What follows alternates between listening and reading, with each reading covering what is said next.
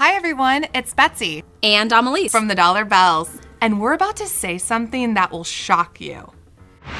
Credit cards are not bad. It's true. In fact, you need to establish a good credit history to be able to do things like rent an apartment, get a loan, or even get a credit card. First, let's talk about what credit history is. At its core, your credit history is really just a way for creditors to know that you're going to pay them.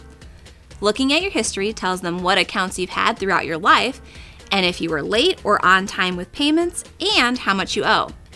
But to get a credit history, you need to get credit. To get credit, you need a credit history. I mean, it's a chicken or the egg situation.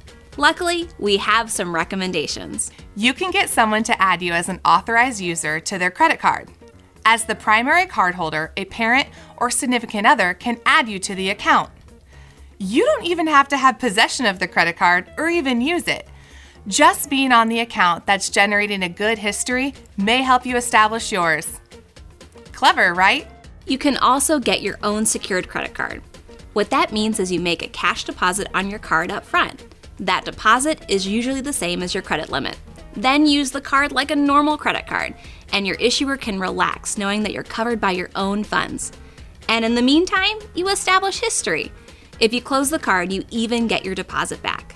Here's one that we're guessing a lot of people don't know. If you're paying bills or rent, you might be able to get credit for those too. There are services that can put your rent, cell phone, and utility bills to your credit report. Not all credit reports will accept them, but some do, and that may be enough to help you get a credit card or a loan that will help establish your credit history with all lenders. If you have student loans, and many of us do, make sure you're paying them on time. All student loans are reported to the credit bureaus, so a track record of on-time monthly payments will help you in your quest to get credit.